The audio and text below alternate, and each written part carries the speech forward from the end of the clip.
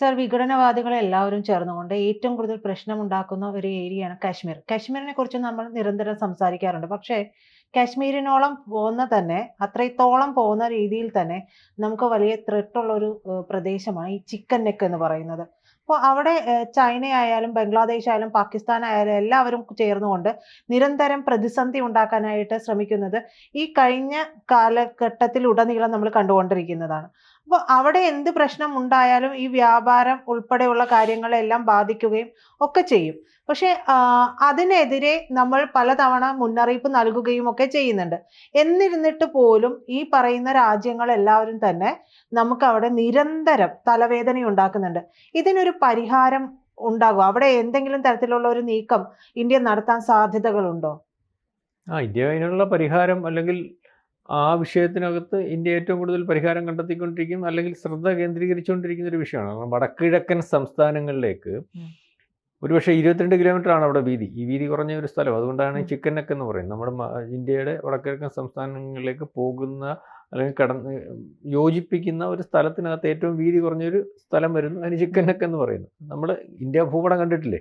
അപ്പം ആ സ്ഥലം ഏതെങ്കിലും കാരണവശാൽ ബംഗ്ലാദേശിനോ അല്ലെങ്കിൽ മറ്റേതെങ്കിലും രീതിയിൽ കൈവശപ്പെടുത്താൻ സാധിച്ചാൽ നമ്മുടെ ഇന്ത്യയും വടക്കിഴക്കൻ സംസ്ഥാനങ്ങളുമായിട്ടുള്ള ബന്ധം നഷ്ടപ്പെടും.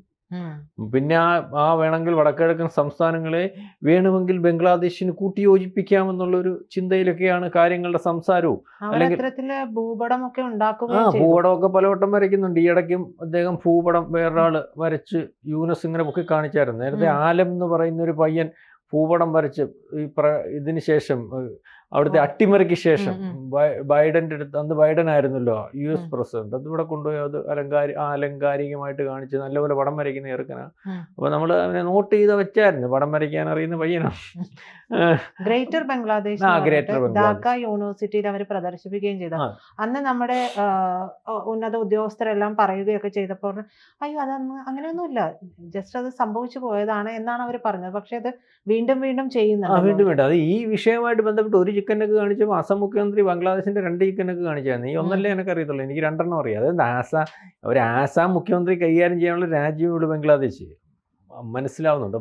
പക്ഷേ ഇതിനകത്ത് വളരെ വലിയ വലിപ്പത്തിൽ കഴിഞ്ഞ സിന്ദൂറിന് ശേഷം ആ സമയത്ത് ഈ ചിക്കൻ നെക്കിന്റെ വിഷയം വെച്ച് അന്ന് പറഞ്ഞ കേട്ടില്ല, പാകിസ്ഥാനെ ആക്രമിച്ചാൽ ഞങ്ങൾ തിരിച്ചാക്രമിക്കും എന്നുള്ളത് ഒരു സംസാരം വന്നായിരുന്നു. അതായത് ആ പാകിസ്ഥാനെ ആക്രമിക്കുന്ന സമയത്ത് നമ്മളിലേക്ക് ഒരു ആക്രമണം ഉണ്ടാക്കി ഈ പറയുന്ന വടക്കിഴക്കൻ സംസ്ഥാനങ്ങളിൽ അല്ലെങ്കിൽ ചിക്കൻ നെക്കിൽ ഒരു പ്രതിസന്ധിയൊക്കെ ഉണ്ടാക്കുന്നതിന് വേണ്ടി ഒരു ആലോചന ഉണ്ടായിരുന്നു. അപ്പോൾ അവിടുത്തെ സൈന്യ മേധാവി പറഞ്ഞു, ചുമ്മാതെ ആവശ്യമില്ലാത്ത പണിക്ക് നിൽക്കല്ലേ, അടിമേടിച്ച് ഊപ്പാട് വരും, തടയാൻ പറ്റത്തില്ല. അങ്ങനെ അയാളാണ് അതിനകത്ത് ഒരു സൈന്യം കൂടെ ഇടപെടൽ നടത്താതെ നിന്നത്. ഇപ്പം തുർക്കി അവിടെ കയറിയിട്ടുണ്ട്. തുർക്കിക്ക് വല്ലാത്തൊരു സ്നേഹം പാകിസ്ഥാനോട് തോന്നുന്നുണ്ട്. അതുപോലെ ബംഗ്ലാദേശിൽ അദ്ദേഹത്തിന് വലിയ വലിപ്പത്തിൽ ഇൻവെസ്റ്റ്മെന്റ് അല്ലെങ്കിൽ ഈ പറയുന്നത് ആയുധ നിർമ്മാണത്തിനുള്ള ഫസ്റ്റ് സ്ഥലം ആയുധ നിർമ്മാണത്തിനുള്ള കാര്യങ്ങളൊക്കെ ഒരുക്കുന്നുണ്ട്.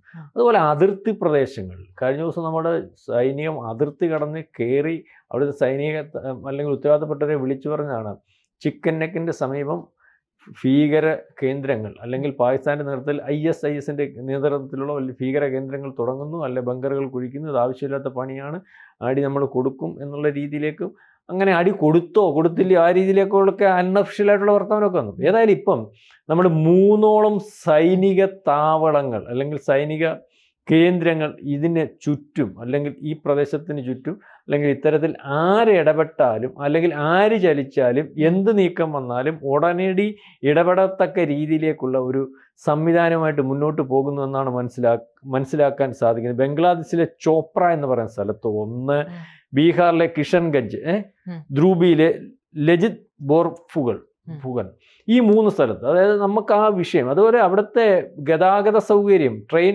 സർവീസൊക്കെ ഒരുക്കി വളരെ കൃത്യമായിട്ട് അറിയാമല്ലോ. വടക്കിഴക്കൻ സംസ്ഥാനങ്ങളിൽ കൂടി ഇപ്പോൾ ട്രെയിനൊക്കെ ഏത് പോകത്തക്ക രീതിയിലോ അല്ലോ വടക്കിഴക്കൻ സംസ്ഥാനങ്ങളിൽ ഏതവസരത്തിലും ഈ ഫൈറ്റർ ജെറ്റുകൾ ഇറങ്ങുന്നതിന് വേണ്ടിയുള്ള സംവിധാനങ്ങളും എല്ലാ സംസ്ഥാനങ്ങളിലും ഇപ്പോൾ ഒരുക്കിയിട്ടുണ്ട്. ഇപ്പം ചിക്കൻ നെക്കിൻ്റെ അവിടെ കൂടെ നമ്മുടെ ട്രെയിൻ ഗതാഗതം, അതിൻ്റെ കാര്യം എന്ന് പറഞ്ഞാൽ അതും വേറെ പല ഉദ്ദേശങ്ങളുണ്ടാകും. ട്രെയിനിൽ നിന്ന് വിടാൻ പറ്റുന്ന മിസൈലുകൾ നമ്മൾ കഴിഞ്ഞ 1 മാസം മുമ്പ് പരീക്ഷിച്ച് അറിയാമല്ലോ. അപ്പോൾ വടക്കിഴക്കൻ സംസ്ഥാനം നമുക്ക് ത്രെട്ടായിരുന്നു. ഈ പറയുന്നത് പോലെ ശത്രുക്കൾ ആക്രമിച്ചാൽ നമുക്ക് അവിടെ നിന്ന് ആക്രമിക്കാൻ പ്രാപ്തമായിട്ടുള്ള ഒരുക്കങ്ങൾ ആ സംസ്ഥാനങ്ങളിലെങ്ങും 2014 മുമ്പ് നടത്തിയിട്ടുണ്ടായിരുന്നില്ല. അപ്പോൾ ഇതൊക്കെ ശത്രുക്കൾക്ക് അല്ലെങ്കിൽ അവിടെ കടന്നുകയറ്റക്കാർക്ക്, ഈ ഇവാഞ്ചലിക്കൽ ക്രൈസ്റ്റ് അല്ലെങ്കിൽ ഇത്തരത്തിൽ നേരത്തെ അറിയാമല്ലോ, അവിടെ അമേരിക്ക ഒരു പ്രത്യേക രാജ്യം, ബംഗ്ലാദേശിനകത്തുനിന്ന് ഇന്ത്യയുടെ കുറേ ഭാഗവും മ്യാൻമറിൻ്റെ കുറേ ഭാഗവും കൂടെ ഇങ്ങനെയൊക്കെ ഒരു ചിന്ത. ഇപ്പോൾ ഇതൊക്കെ മാറിയ ഇതിൻ്റെയൊക്കെ ഇതായിരുന്നു ഈ മണിപ്പൂരിൽ ഉള്ള വിഷയമൊക്കെ. ഇത് ഇപ്പോൾ മണിപ്പൂർ ഒതുങ്ങിയല്ലോ, യഥാർത്ഥ ആൾക്കാരെ കണ്ടെത്തിയപ്പോൾ രാഹുൽ ഗാന്ധിക്കും അല്ലെങ്കിൽ പ്രതിപക്ഷത്തിനും ഇപ്പോൾ അനക്കമൊന്നുമില്ല. ആരാണ് അതിൻ്റെ പുറകിൽ, എന്താണ് അതിൻ്റെ ഉദ്ദേശം, ഇതിൻ്റെ യഥാർത്ഥ ആളിനെ സൈന്യം ചെന്നവിടെ തൂക്കിയല്ലോ, തൂക്കിക്കഴിഞ്ഞാൽ ഇപ്പം മണിപ്പൂർ അനങ്ങുന്നില്ല. അപ്പോൾ ഇതിനകത്ത് നമ്മൾ പറയുന്നത് പോലെ ഇന്ത്യക്കകത്ത് ഈ പറയുന്ന പ്രധാനപ്പെട്ട ശത്രുക്കൾക്കപ്പുറം ഇന്ത്യക്കകത്തുള്ള ആഭ്യന്തര ശത്രുക്കൾ അവർ തന്നെയാണ് ഈ വിഷയങ്ങളുടെ എല്ലാം കാര്യം. ഈ ചിക്കൻ നെക്ക് എന്ന് പറയുന്നതിനകത്ത് ആഭ്യന്തര ശത്രു, ഡൽഹി കലാപം അറിയാമല്ലോ, 50ഓളം പേര് മരിച്ച സമയത്ത് അന്ന് ഇപ്പം ജയിലിൽ കിടന്നിട്ട് ജാമ്യം വേണേ എന്ന് പറഞ്ഞ സുപ്രീം കോടതി പറഞ്ഞു ഇന്ത്യക്ക് ജാമ്യം തൊപ്പിയൊന്നും തരാനും പറ്റത്തില്ല, നീ രാജ്യവിരുദ്ധന, നീ ഇന്ത്യ വിരുദ്ധന, നീ ഇന്ത്യക്കകത്ത് കലാപം ഉണ്ടാക്കാൻ നിൽക്കുന്ന അതിൻ്റെ തെളിവുകളുണ്ട്. അവൻ്റെ പേര് ഒരുത്തന്നെ ഉമർ ഖാലിദ് അല്ലേ, അവൻ വിദ്യാർത്ഥി, ഡൽഹി യൂണിവേഴ്സിറ്റിയിലെ അവനാ പറഞ്ഞത് ചിക്കൻ നെക്കിൻ്റെ അവിടെ തടസ്സം ഉണ്ടാക്കണം, അവിടെ കമ്പും വടിയും മറ്റേത് മറിച്ച് പുള്ളി പറഞ്ഞു കൊടുത്ത്. എന്നിട്ട് അവിടോട്ടുള്ള എല്ലാ ഇന്ത്യയിൽ നിന്നുള്ള വിതരണം, പാലേ സംവിധാനം മറ്റേ രാജ്യത്ത്, അപ്പം അവിടെ കലാപം ഉണ്ടാകും. അവിടെ കലാപം ഉണ്ടാകുമ്പോൾ അതിനെ നമുക്ക് ബംഗ്ലാദേശിൻ്റെ കൂടെ ഇന്ത്യയിൽ നിന്നുണ്ടാകും പറഞ്ഞു കൊടുക്കുന്നത്. ഡൽഹി കലാപത്തിനും പറഞ്ഞു കൊടുക്കുക ഇന്ത്യക്കകത്ത് നിന്നുണ്ട്. അവനെ പിന്നെ എങ്ങനെ ജാമ്യം കൊടുക്കണം എന്ന് പറയുന്നത്?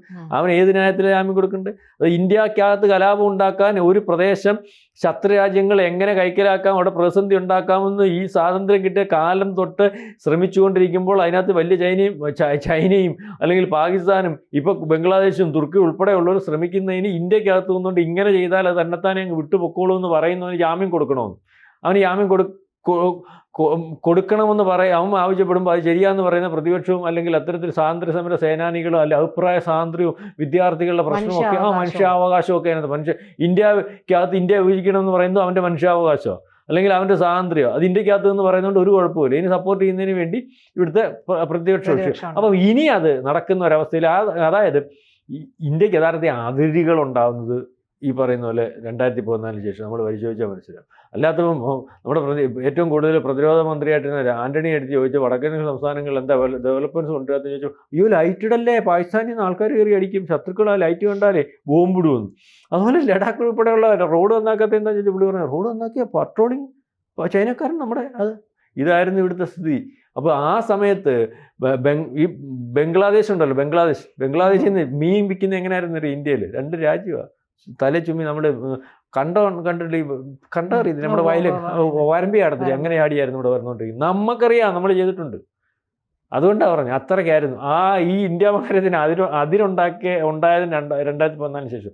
അപ്പോൾ ഇനി പഴയ കളികൾ നടക്കത്തില്ല, അല്ലെങ്കിൽ ആ രീതിയിലേക്കുള്ള പല ഈ അതിരുകൾ നമുക്ക് എന്നും ചൈന ഒരു പ്രശ്നമായിരുന്നു അറിയാമല്ലോ, ഇപ്പോഴാണ് ഇപ്പോൾ എന്നും. അപ്പോൾ ഇതിനകത്തൊക്കെ ഇവിടെ നടക്കുമായിരുന്നു, ഇവിടെ പിടിച്ചെടുക്കാൻ പറ്റുമായിരുന്നു. ഇവിടെ ഇതിനകത്ത് നിന്നുകൊണ്ട് ഇന്ത്യ വീഴ്ച കൊടുക്കാൻ ആളുണ്ടല്ലോ, അവന് പേടിക്കേണ്ട കാര്യമില്ല. ഇപ്പോൾ ഇത് നടക്കാത്തൊരവസ്ഥയിലേക്കും അല്ലെങ്കിൽ ചിക്കൻ നെക്കിനകത്തേക്ക് ആ ഒരു വിഷയം വെച്ച് അവിടെ ഒരു പ്രശ്നം വെച്ച് അല്ലെങ്കിൽ അവിടെ ഇപ്പോഴും അതിർത്തിയിൽ ഈ പറയുന്നവരെല്ലാം ഉരുത്തിരിക്കുന്നത്. അപ്പം ഈ ചിക്കൻ നെക്കിനകത്തുള്ള ഒരു സൈനിക കേന്ദ്രം പഴയ കാലത്ത് കിടന്നത് ഇടയ്ക്കെന്ന് ഇയാൾ യൂണിവേഴ്സിറ്റി എന്ന് ചൈന എടുത്ത് എടുത്തോണ്ടാട്ട് എന്ന് വെച്ച് കഴിഞ്ഞാൽ അതങ്ങെടുത്ത്. അപ്പം ഈ പ്രദേശം പിടിക്കാൻ അല്ലെങ്കിൽ പിന്നെ വടക്കിഴക്കൻ സമുദ്രം ഈ സംസ്ഥാനത്തിനോട് ബന്ധപ്പെട്ട സമുദ്രത്തിൻ്റെയൊക്കെ ഉത്തരവാദിത്വം നമ്മളങ്ങ് എടുത്തോണ്ടാട്ട് എന്ന് വെച്ചാൽ അതങ്ങ് തീരെഴുതി കൊടുത്ത് അവന് പറ്റത്തില്ലെങ്കിൽ മറ്റൊരാളുടെ അടി എങ്ങനെയായാലും ഇന്ത്യ പ്രതിസന്ധിയിലാക്കോ, ഇന്ത്യ കുഴപ്പത്തിലാക്കോ എന്നുള്ള രീതിയിൽ അതൊക്കെ ഇപ്പം മാറും അല്ലെങ്കിൽ മാറ്റും. ഇതിന് അനുവദിക്കുന്ന ഒരു വിഷയമില്ല. അതിന് വേണ്ടിയുള്ള ഒരുക്കങ്ങളാണ് ഈ 3 സൈനിക കേന്ദ്രങ്ങൾ കൊണ്ട് ഉദ്ദേശിക്കുന്നത്. അല്ലെങ്കിൽ തന്നെ അവിടെ ഇതിന് ശേഷം നമ്മളൊരു